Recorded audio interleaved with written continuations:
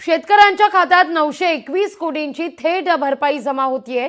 पंतप्रधान पीक विमा योजनेतील रखडलेले दावे अखेर मंजूर झालेत। आजपासून शेतकऱ्यांच्या खात्यात थेट रक्कम ही जमा होणार आहे। बघा शेतकरी मित्रांनो, पीक विमा संदर्भातील नवीन आणि महत्त्वाची अपडेट या ठिकाणी आपण जाणून घेणार आहोत। तर बघा 11 ऑगस्ट 2025 पासून केंद्रीय कृषी मंत्र्यांच्या हस्ते पीक विमा हा वितरण करण्याचा कार्यक्रम त्या ठिकाणी पार पडला।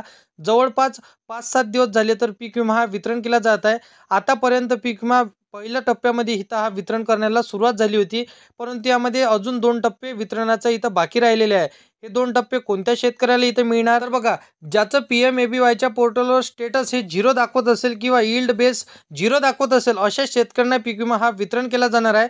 लक्ष द्या, पहिल्या टप्प्यात कोणत्या जिल्ह्यात पीक विमा वितरण करण्यात आला आणि या पुढील 2 ते 3 टप्प्यांमध्ये कोणत्या जिल्ह्यात रक्कम हे वितरण केलं जाणार आहे, त्या संदर्भातील नवीन अपडेट आजच्या व्हिडिओमध्ये आज आपण जाणून घेणार आहे। यामध्ये जिल्ह्यांची यादी मी तुम्हाला सांगतो आणि कोणत्या पिकासाठी किती पीक विमा तुम्हाला मिळणार आहे। आतापर्यंत तुम्हाला पीक विमा मिळाला नसेल तर सर्वात मोठी आनंदाची बातमी हे तुमच्यासाठी असणार आहे। परंतु मित्रांनो, चॅनलवरती तुम्ही पहिल्यांदा आला असाल तर आधी चॅनलला सबस्क्राइब करून साईडला दिलेल्या बेल नोटिफिकेशनला नक्की प्रेस करून ठेवा, जेणेकरून असेच महत्त्वपूर्ण व्हिडिओचे नोटिफिकेशन डेली तुम्हाला भेटत राहणार। शेतकरी मित्रांनो, तर बघा आता कोणत्या जिल्ह्यात हा पीक विमा वितरण करण्यात आला, या पुढील 2 ते 3 टप्प्यांमध्ये कोणत्या जिल्ह्यात ही रक्कम वितरण केली जाणार आहे आणि ज्या शेतकऱ्यांचे यील्ड बेस हे 0 दाखवत असेल, क्लेम अमाऊंट हे 0 दाखवत असेल, तर अशा शेतकऱ्यांना पीक विमा कधी मिळणार अशी महत्त्वपूर्ण माहिती या व्हिडिओच्या माध्यमातून सांगणार आहोत।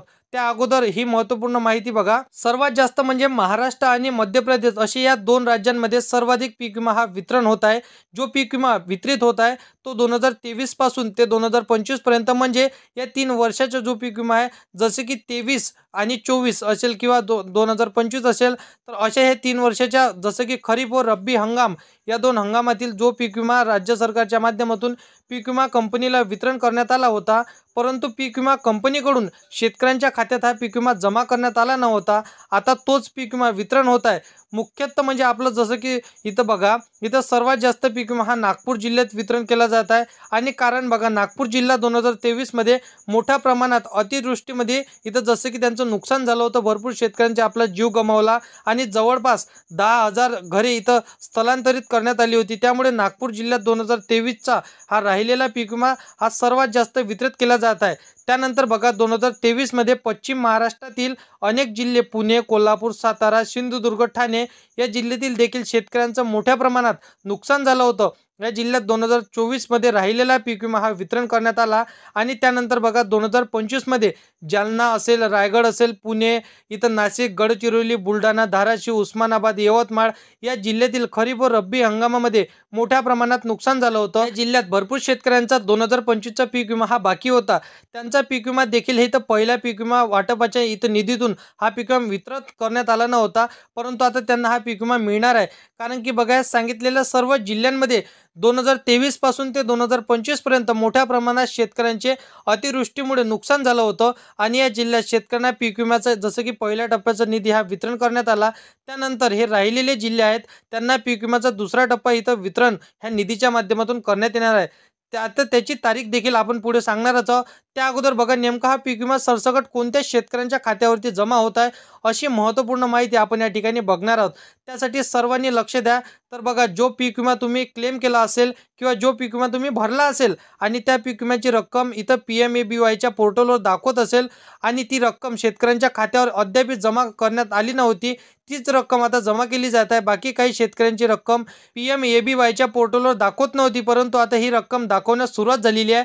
आता जी रक्कम तुम्हाला या ठिकाणी दिसत असेल तेवढीच रक्कम तुम्हाला जमा केली जात आहे।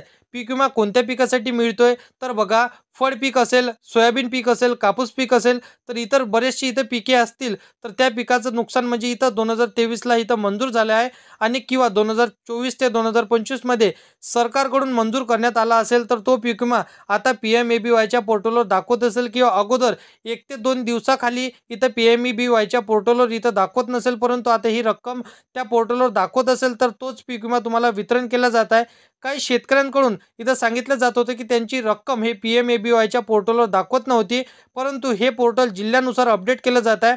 त्यामुळे ज्या शेतकऱ्यांची रक्कम PMABYच्या पोर्टलवर अगोदर दाखवली जात नव्हती त्यांची रक्कम आता दाखवायला सुरुवात झालेली आहे। जवळपास आता या दुसऱ्या टप्प्यामध्ये 600 कोटी रुपये इथं वितरित केलं जाणार आहे।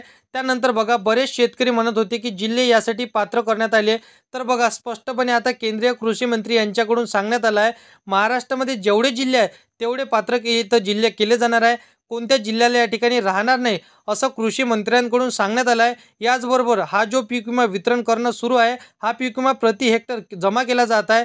तर बघा पीक विमा प्रत्येक शेतकऱ्याच्या प्रमाणे इथं एकसारखं इथं जमा केला जात नाही, प्रत्येक शेतकऱ्याला हा पीक विमा वेगवेगळ्या रक्कमेमध्ये इथं जमा केला जात आहे।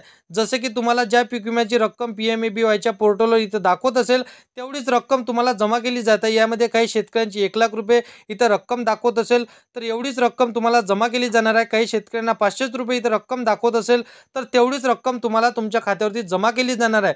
बाकी अशा पद्धतीची महत्त्वपूर्ण माहिती होती।